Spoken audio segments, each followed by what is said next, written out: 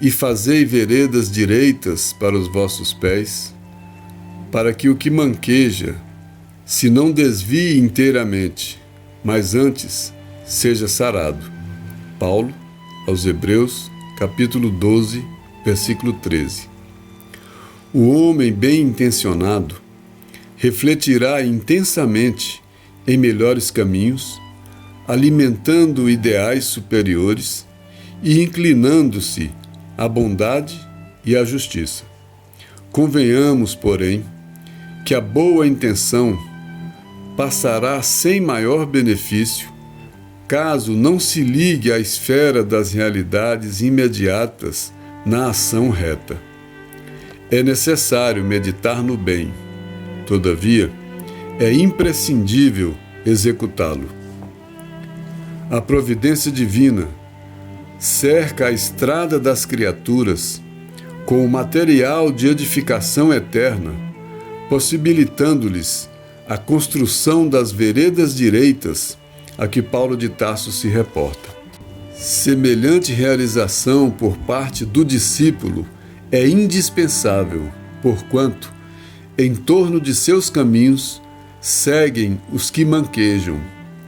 Os prisioneiros da ignorância e da má-fé arrastam-se como podem nas margens do serviço de ordem superior e, de quando em quando, se aproximam dos servidores fiéis do Cristo, propondo-lhes medidas e negócios que se lhes ajustem à mentalidade inferior.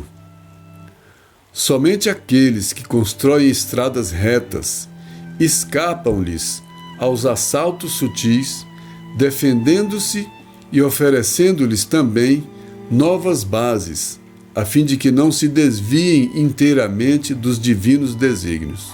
Aplica sempre as tuas boas intenções no plano das realidades práticas, para que as tuas boas obras se iluminem de amor e para que o teu amor não se faça órfão de boas obras. Faze isso por ti, que necessitas de elevação, e por aqueles que ainda te procuram manquejando. Emmanuel. Bom, mais um dia do nosso projeto de estudo do Evangelho, com o apoio dos textos do Emmanuel e Chico. E hoje a gente pegou um texto do livro Pão Nosso, capítulo 86, Intentar e Agir. Ele fala de intenção e de ação. Esse, aliás, é um grande dilema nosso, né? É um grande dilema humano. A gente chega sempre primeiro na intenção e a gente sempre tem dificuldade para chegar na ação. E ele fala dessas duas coisas, da nossa intenção e da nossa ação. Mas mesmo a intenção, ela não chega de imediato, uma boa intenção, em todas as pessoas ao mesmo tempo. As intenções vão chegando aos poucos. A gente vai acordando para a consciência, para alguma coisa nova, e novas intenções vão chegando. E muitas vezes novas intenções chegam, mas as ações não acompanham as intenções. Aí a gente fica só na intenção. Tem um ditado conhecido de todos nós, né? Que de boas intenções o inferno está cheio. É claro que é um ditado popular, dizendo que só a boa intenção não traz esse céu. Só a boa intenção não traz essa comunhão. Só a boa intenção não é suficiente. A boa intenção é muito importante, porque sem a boa intenção eu não cheguei nem na boa intenção ainda. Eu ainda estou numa intenção ruim. Eu ainda estou com a intenção de praticar o mal, com a intenção contrária à lei de Deus. Mas em algum momento, de alguma forma, essas verdades, essa lei começa a chegar no coração da pessoa. E quando essas coisas começam a chegar no coração das pessoas, nesse momento ela começa a mudar um sentimento, e quando muda o sentimento, começa a mudar a intenção. Aí ela tem a intenção de fazer um monte de coisas, faz um monte de projeto no bem, um monte de coisas, e depois não consegue realizar, porque a realidade é mais difícil. E se a gente for olhar assim a grosso modo, no mundo espiritual, a gente programa a reencarnação com todas as intenções adequadas no planejamento reencarnatório. Mas aí a gente reencarna para a ação. A nossa reencarnação é o momento da ação. E aí na ação a gente muitas vezes não consegue realizar as intenções que tivemos no mundo espiritual. Mas o texto vai falar por si e a gente vai lendo o texto, como a gente faz toda semana, e fazendo pequenos comentários, trazendo também comentários de outros textos do Emmanuel que têm assuntos afins. A gente vai falar de intenção e vai falar de ação. E esse texto que Emmanuel deu o nome de Intentar e Agir, ele foi escrito a partir de um versículo de uma carta de Paulo aos Hebreus, capítulo 12, versículo 13. O versículo é o seguinte: E fazei veredas direitas para os vossos pés, para que o que manqueja não se desvie inteiramente, mas antes seja sarado. Fazei veredas direitas. Tenha bons pensamentos, faça bons projetos. As veredas são os caminhos. Imagine bons caminhos, direitos, corretos, né? Para quê? Para os vossos pés. Faça bons planejamentos para a sua caminhada. Não caminhe a esmo, não caminhe aleatoriamente, não caminhe pelo mal. Faça bons projetos para a sua caminhada, né? Fazer veredas direitas, projete bons caminhos, boas estradas. Jesus é uma grande estrada, o caminho, a verdade e a vida. Então tem uma estrada aberta que chega à comunhão com o Pai. Essa estrada aberta é a maior, melhor de todas as veredas. Que a gente precisa fazer dessa vereda, a vereda dos nossos pés. Que a gente precisa fazer que esse caminho seja o caminho dos nossos pés, dos nossos passos. Mas aí ele ainda acrescenta uma coisa nova. Para que o que manqueja se não desvie inteiramente, mas antes seja sarado. Ele foi além de cada um de nós. Para que o que manqueja, quer dizer, para que todos esses imperfeitos, esse manquejar é no sentido de imperfeição, que nos cercam e que somos um também, mas quando a gente faz esse projeto bom, quando a gente planeja bem, faz essas veredas e caminha bem, a gente ajuda inclusive os outros, pela exemplificação. Não é pela pregação, é pela exemplificação. Então, se a gente fizer um bom projeto de vida, um bom planejamento de vida, né? Uma boa intenção na vida, o homem de boa vontade, qual é o homem de boa vontade? É o homem que tem essa boa intenção. Então ele já tem a boa vontade, ele já tem a boa intenção. Agora falta realizar. Nós, muitas vezes, a gente já tem essa boa intenção. A gente quer fazer melhor. A gente já quer fazer um monte de coisas. Como Paulo de Tarso, né? Quero fazer o bem e faço o mal. Eu já quero fazer o bem, quero fazer um monte de coisas, eu não consigo fazer, porque fazer é mais difícil. E para fazer, eu tenho todas as imperfeições que me impedem de fazer, que eu preciso vencer essas imperfeições para conseguir fazer o bem que eu já quero. É difícil fazer o bem que eu já quero. Mas no texto Emmanuel diz isso. Ele diz que o homem bem intencionado, e o homem bem intencionado é o homem de boa vontade.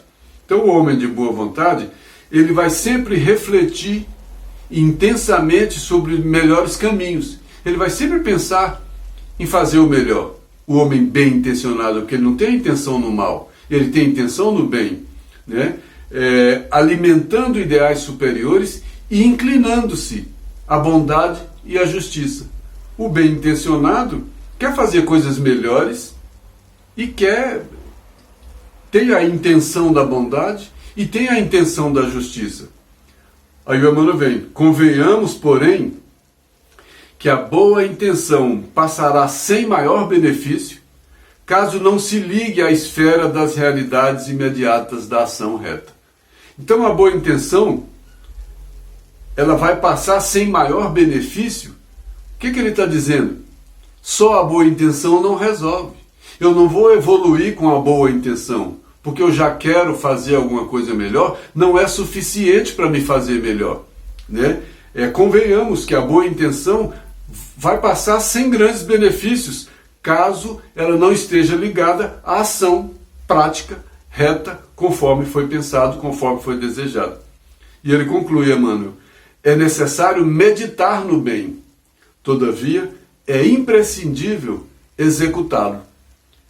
É necessário pensar, é necessário ter a boa intenção, mas é necessário e imprescindível, não dá para abrir mão da execução do pensamento bom, da execução da nossa boa vontade.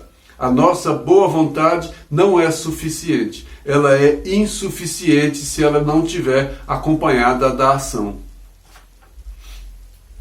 Tem um outro texto do Emmanuel, no livro Vinha de Luz, capítulo 34, que ele diz assim, o título, Não Basta Ver.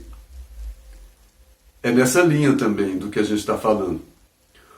O mundo inteiro reclama a visão do Cristo. Todo mundo quer ver Jesus, conhecer Jesus, né? Mas não basta ver simplesmente. Não é uma visão onírica, não é Jesus não é uma visão, é um caminho, e um caminho difícil. Então ele não é um êxtase, embora as pessoas possam atingir êxtases em grandes momentos de reflexão e etc. Mas Jesus, ele é um caminho. Para ver e glorificar ao Senhor, é indispensável marchar nas pegadas do Cristo. Então não se dispensa marchar nas pegadas do Cristo. E marchar nas pegadas do Cristo, quais são essas pegadas? A exemplificação que ele deu. A exemplificação do perdão, a exemplificação do amor, a exemplificação da justiça, a exemplificação da coragem. Toda a exemplificação que ele deu foi isso. Porque se ele tivesse só dito um evangelho, ele teria falado de uma intenção. Se ele tivesse escrito um evangelho, ele teria escrito uma intenção. Mas ele mostrou como faz, porque ele mostrou a ação. Então o evangelho de Jesus não é um evangelho de intenção. Essa é a grande conclusão que a gente chega. O evangelho de Jesus não é um evangelho de intenção. Não é um evangelho parado. Não é um evangelho que a gente para falar do evangelho. É um evangelho que a gente vive. É um evangelho de ação. Quando eu começo a enxergar o evangelho, quando eu começo a enxergar os ensinamentos de Jesus como um ensinamento de ação, muda tudo em minha vida. Porque aí eu não me iludo mais com o perdão eterno, eu não me iludo mais com um monte de coisas que eu já iludi na minha infantilidade espiritual. Eu vejo que eu tenho que fazer a travessia, é caminhar, é atravessar esse deserto de mim mesmo, esse deserto da minha ignorância. Então esse caminho, eu preciso ter a boa intenção, mas eu preciso seguir esse caminho. Porque senão eu vou ficar parado lá atrás com a boa intenção. Ele diz, para ver e glorificar o Senhor, é indispensável marchar nas pegadas do Cristo, escalando com ele a montanha do trabalho e do testemunho. Olha as palavras que Emmanuel usou. Para seguir o caminho do Cristo, é preciso escalar. Escalar é difícil, escalar é subida. A gente escala uma montanha. Olha o sermão da montanha, que escala virtudes. A gente vai escalando as virtudes da humildade, da aflição, da mansuetude, da justiça, da misericórdia. É esse escalar. Mas a gente escala com o quê? Essa montanha do caminho de Jesus? Com trabalho e com testemunho. Não dá para fugir do trabalho e não dá para fugir do testemunho. E a gente costuma fugir dos dois.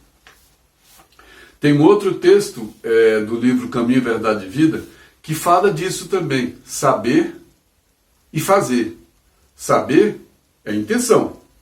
Você está sabendo, você está com a intenção. Você ainda não fez o que você sabe. Você só sabe. Mas depois do saber tem o fazer. Não dá para saber e não fazer. Porque aí é pior.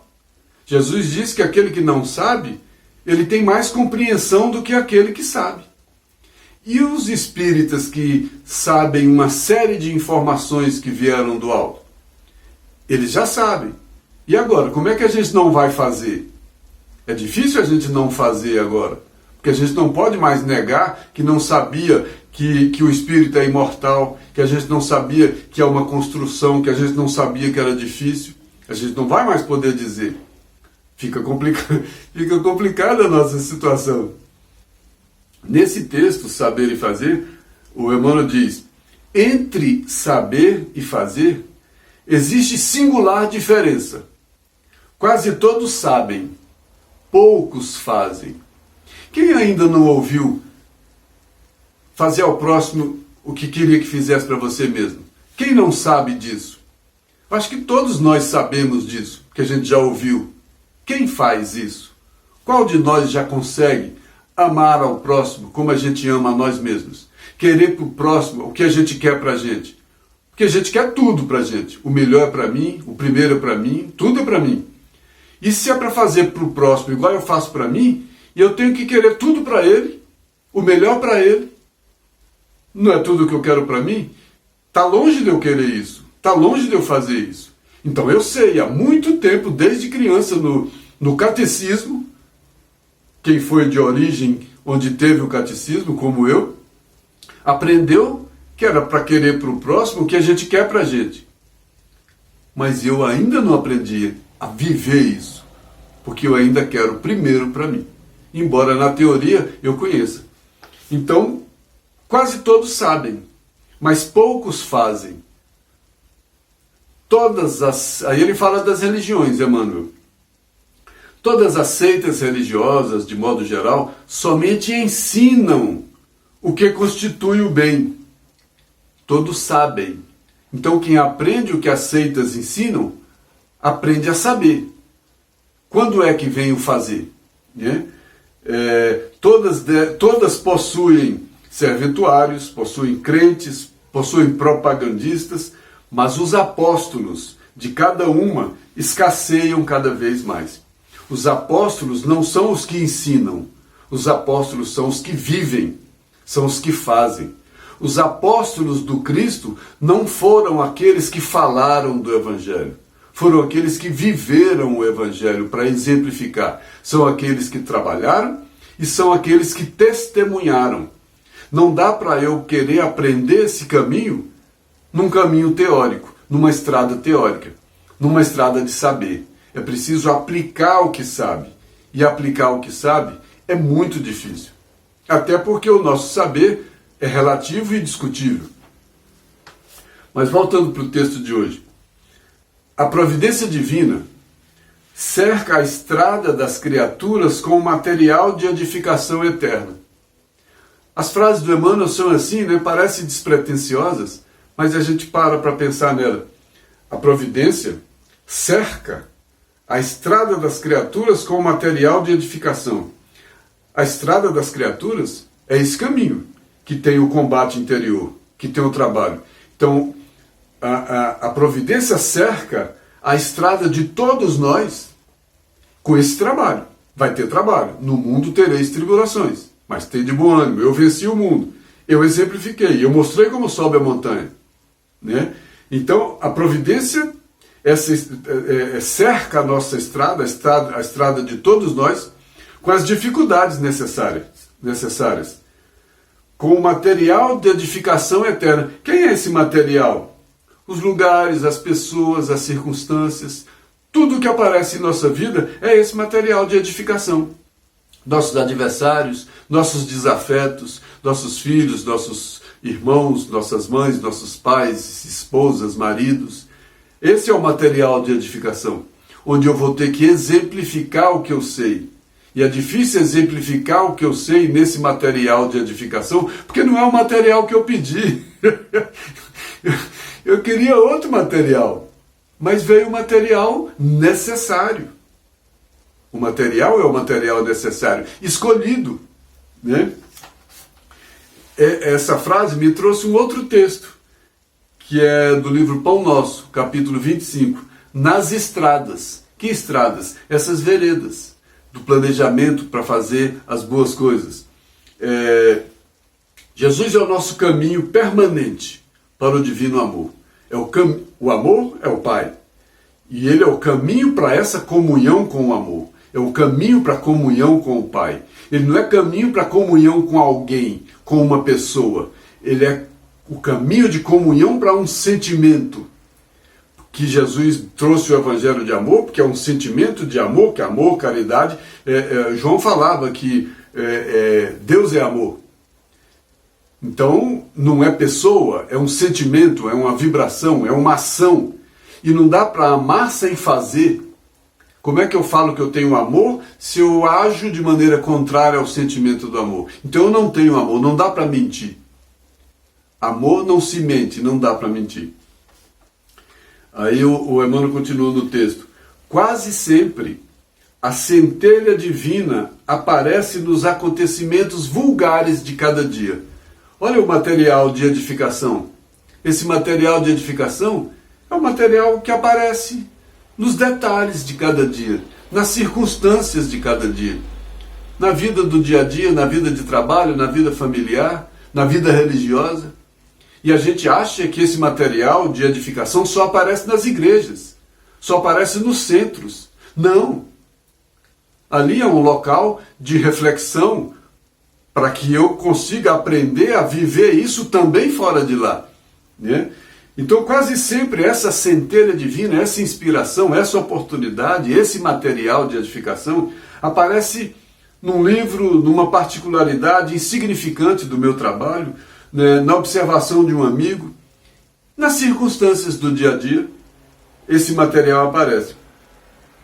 Aí o Emmanuel diz: se o terreno do teu coração vive ocupado por ervas daninhas, e se já recebeste o princípio celeste, olha como ele falou das duas coisas do texto: intenção e ação. Se o terreno do meu coração ainda anda ocupado por ervas daninhas, o que ele está dizendo? Se eu ainda não tenho o sentimento perfeito do amor, se eu ainda tenho várias imperfeições no terreno do meu coração, se o meu coração ainda é imperfeito, mas se eu já recebi o princípio celeste, opa, eu recebi alguma coisa boa que já me dá uma intenção boa. Ele falou da intenção e falou da ação. Então, se o meu coração ainda não é perfeito, e certamente não é, pelo contrário, nós vivemos num mundo de imperfeições, cheio de imperfeitos, de corações imperfeitos, de sentimentos imperfeitos, né? Mas se mesmo vivendo aí, se mesmo tendo esse coração imperfeito, eu já recebi algum princípio, eu já tenho um desejo de fazer melhor, eu já tenho uma intenção de fazer melhor, o que ele diz? Cultiva-o com devotamento, abrigando nas leiras da alma. Cultiva esse sentimento, cultiva essa intenção com devotamento. O devotamento não é só fervor, o devotamento é agir de acordo. Então, se eu já tenho algum sentimento mais nobre, se eu já tenho um sentimento melhor, cultiva esse sentimento através da ação. E quem cultiva esse sentimento através da ação consegue ampliar esse sentimento, porque esse sentimento só amplia na ação.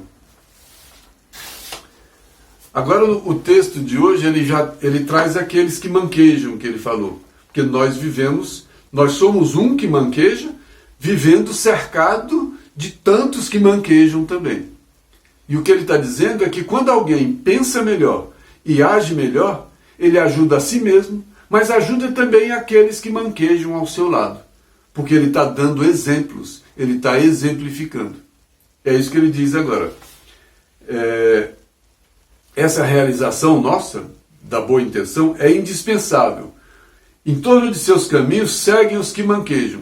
Quer dizer, essa estrada nossa, desse mundo de imperfeições, é a estrada dos que manquejam, do ranger de dentes, né? Que o escândalo é necessário, mas ai daquele porque o escândalo vem. E todos nós somos motivos de escândalo. Então tem ais para todos nós, que representa a lei de ação, de reação, de causa, de consequência. Então tem ais para todos nós manquejamos nessa estrada, que nós não temos a força suficiente necessária e nem a fé suficiente necessária para entrar nessa estrada e caminhar nessa estrada sem manquejar. Até o Pedro manquejou quando negou o Cristo. E todos manquejam porque não são perfeitos. O único que não manquejou aqui no mundo, na encarnação, foi Jesus. porque ele já chegou em comunhão. E exatamente porque não manquejou, ele mostrou como anda sem mancar. E ele exemplificou em todas as suas atitudes. Era compatível a sua intenção com a sua ação. Não se conhece uma ação de Jesus que não seja compatível com o que ele pregava, com a sua intenção. E em nós é o contrário. A maioria das nossas ações são incompatíveis com as nossas intenções, porque a gente já tem até intenções melhores. Mas as nossas ações, na maioria das vezes, desmentem as nossas intenções. E aí quem não nos conhece, acha até que a gente é pior do que o que é, porque não conhece a nossa intenção, conhece a nossa ação.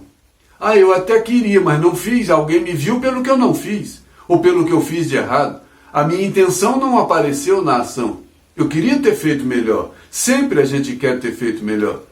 Aí alguém fala qualquer coisa, a gente fica chateado, magoado, ressentido.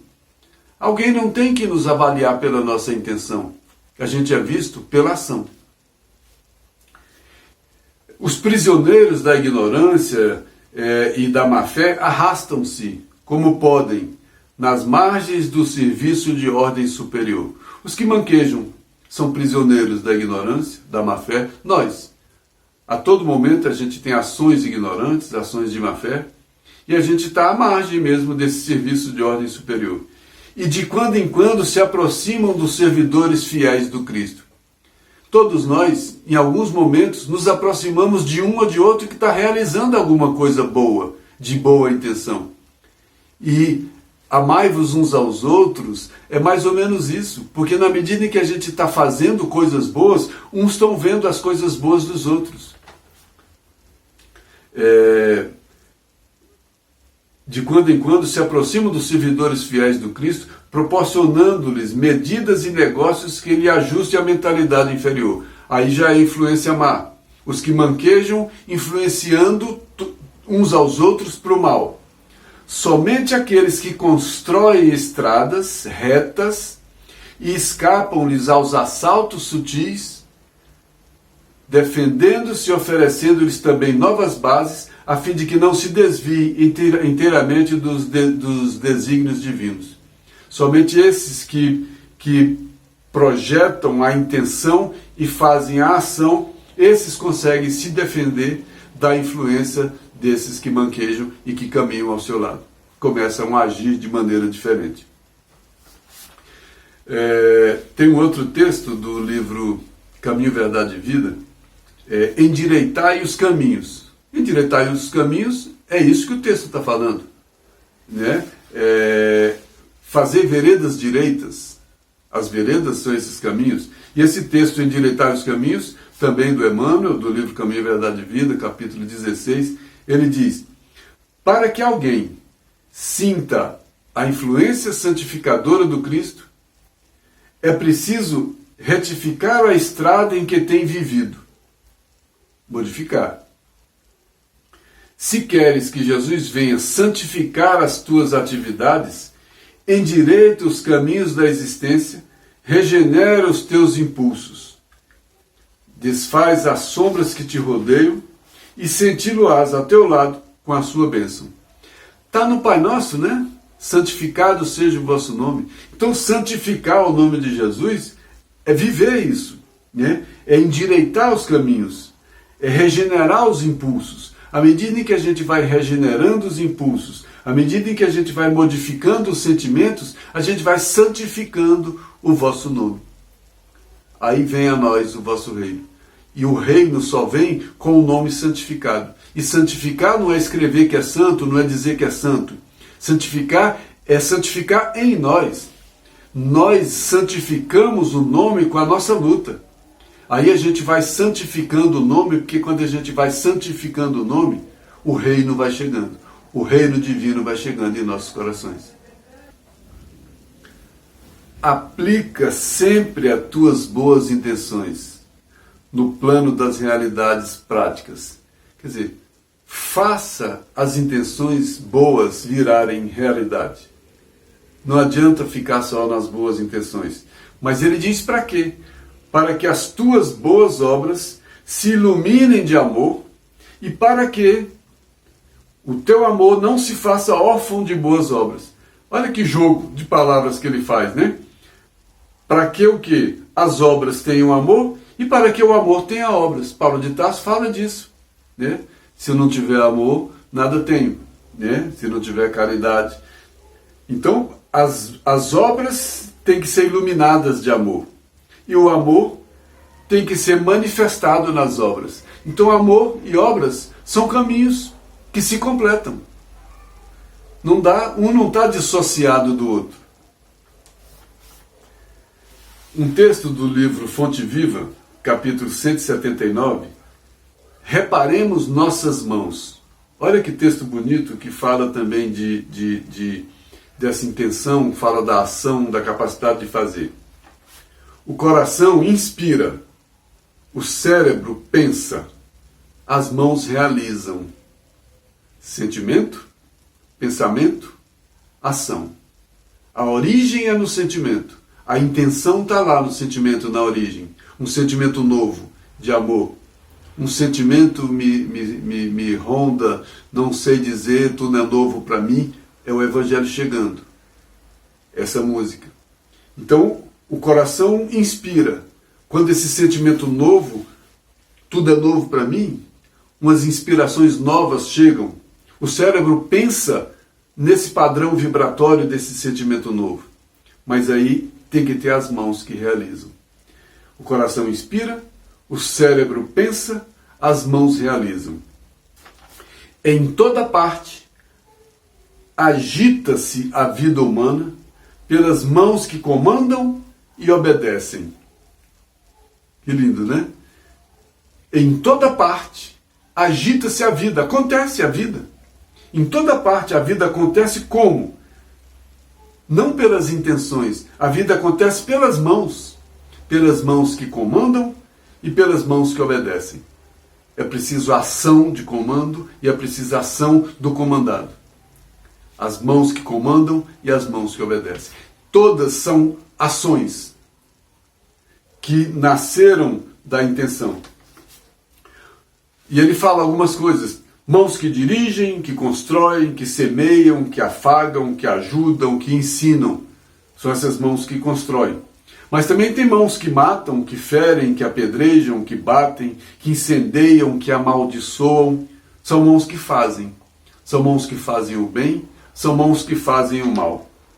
Todos possuímos nas mãos antenas vivas por onde se nos exterioriza a vida espiritual. A mão capta o pensamento e age. A mão não tem vida própria. Ele disse antena é uma forma simbólica de dizer que o sentimento se manifesta, se exterioriza pelas mãos, pelos atos. Então não dá para ter um sentimento bom que não seja exteriorizado. É preciso que esse sentimento seja exteriorizado. E aí vai ser nas mãos que dirigem, que constroem, que semeiam, que afagam, ou nas mãos que matam, que ferem, que apedrejam, que batem. Todas essas ações das mãos manifestam o sentimento que tem por trás delas. Reflete, pois, sobre o que fazes cada dia. O que minhas mãos fazem? Quais as ações que as minhas mãos fazem? Aí ele fala, as do Cristo, o eterno benfeitor, revelam as chagas obtidas na divina lavoura do amor. As do Cristo revelam as marcas da cruz da incompreensão de quem trouxe o amor para um mundo cheio de ódio, cheio de orgulho, cheio de egoísmo, que não compreendeu o amor e pregou essas mãos que só fizeram bem, que curaram, que multiplicaram e etc., pregaram na cruz. Esse é um exemplo das mãos do Cristo, né? Revelam chagas obtidas na divina lavoura do amor. As tuas, aí ele traz a responsabilidade para mim, as tuas amanhã igualmente falarão de ti. Minhas mãos são testemunhas. O que minhas mãos vão falar de mim? Como as minhas mãos vão falar de mim? Com a língua eu vou chegar falando o que eu fiz? Não, o que eu fiz já ficou escrito. O que eu fiz já ficou feito. Então a minha história não é a história do que eu falei. A minha história não é a história do que eu fiz. Então quem vai contar a minha história são as minhas mãos. As minhas mãos vão falar de mim.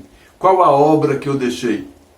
O que eu deixo? O que eu construo? O que eu construí? Né? Então, amanhã as tuas mãos falarão de ti no mundo espiritual, onde cada criatura arrecada as bênçãos e as lições da vida de acordo com as próprias obras. Então eu recebo de acordo com o que eu dei, eu recebo de acordo com o que eu fiz, não foi de acordo com o que eu idealizei, não foi de acordo com a minha intenção, foi de acordo com a minha ação. E aí um texto do livro Pão Nosso, Emmanuel pergunta, pensaste nisso? É uma provocação do Emmanuel, Pão Nosso, capítulo 12. O corpo humano é um conjunto de células aglutinadas, ou de fluidos terrestres que se reúnem, sob as leis planetárias. A constituição nossa do corpo obedece a essa lei, oferecendo ao espírito a santa oportunidade de aprender. É um instrumento que o espírito tem de manifestar. Então o meu corpo é um instrumento de manifestação do espírito. O meu corpo é uma matéria que obedece às leis da natureza e que oferece ao espírito a oportunidade de se manifestar. Então, como é que o espírito pode se manifestar? Por mãos que não fazem, por mãos que não manifestam. E qual é a manifestação dessas mãos? Batendo, acariciando, ajudando, prejudicando, né? Aí ele faz essa pergunta com relação ao corpo, né? Que fazes de teus pés, de tuas mãos, de teus olhos, de teu cérebro? Sabes que esses poderes foram confiados para honrar o Senhor, iluminando a ti mesmo?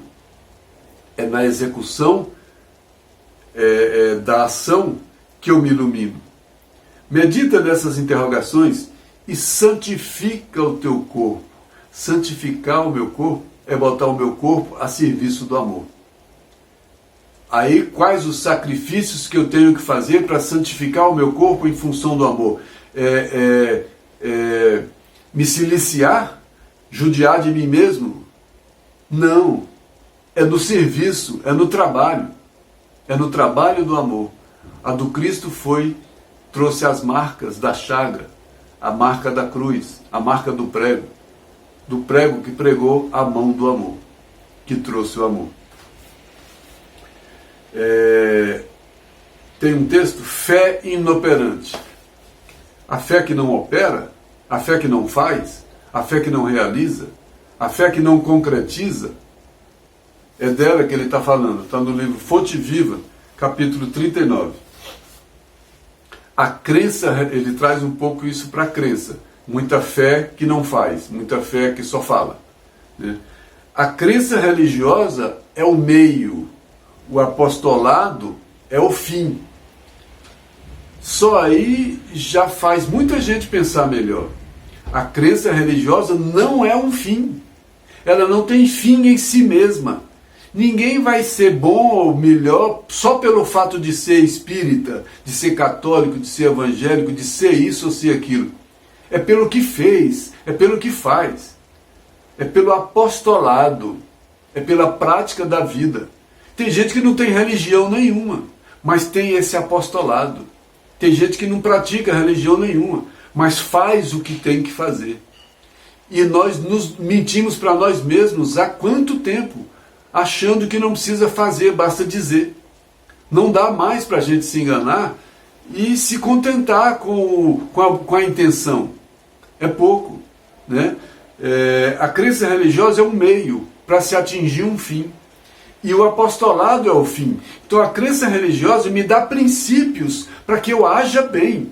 Então ela só me dá os princípios. Eu não posso viver dos princípios ideais. Eu tenho que praticar os princípios. Então quando fala do verdadeiro espírita, eu tenho que viver aquilo. Eu não tenho que saber de cor os atributos do verdadeiro espírita. Eu tenho que praticar aqueles atributos do verdadeiro espírita, porque eles não são teoria. Eles não têm um fim em si mesmos. Não vai ter provinha para saber se eu tirei 10 na prova de responder corretamente qual é o bom espírita, qual é o bom católico ou o bom evangélico. É aquele que fez um apostolado. é aquele que praticou, é aquele que viveu, aquele que vivenciou esses princípios religiosos. Senão, qual é o sentido? A religião bastaria para si mesma. E a religião não é fim, a religião é meio. E ele continua nesse texto. Quem puder receber uma gota de revelação espiritual, quem puder sentir um pouquinho desse amor, que chegar a uma intenção melhor, no imo do ser, quem puder receber uma gota de revelação espiritual no profundo de si mesmo, demonstrando o amadurecimento preciso para a vida superior, procure de imediato o posto de serviço que lhe compete. Quem recebeu alguma coisa nova, algum sentimento novo, procure logo. Como é que eu vou vivenciar esse sentimento novo? Quem começou a despertar para a fé, como é que eu vou praticar esse sentimento novo? Como é que esses princípios novos, como é que eu vou vivenciar essas virtudes que eu estou tentando adquirir? Virtude é para se adquirir e para se viver. Virtude não é teoria. Ninguém tem teoria do amor, ninguém tem teoria das virtudes. Elas podem até ter conceitos, mas são conceitos que não acrescentam na minha vivência, se eu não praticar. Eles têm sentido em mim à medida em que eu consigo praticar, porque aí eles me transformam. Por isso Jesus exemplificou, por isso Jesus não foi teoria.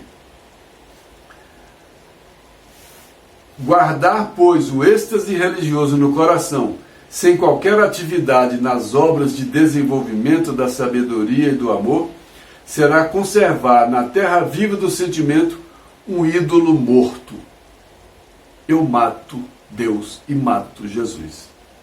Se eu guardar isso, esse sentimento novo, que me ronda, que me sonda, esse sentimento de amor que começa a tomar corpo nas pessoas, vontade de melhorar, vontade de acertar.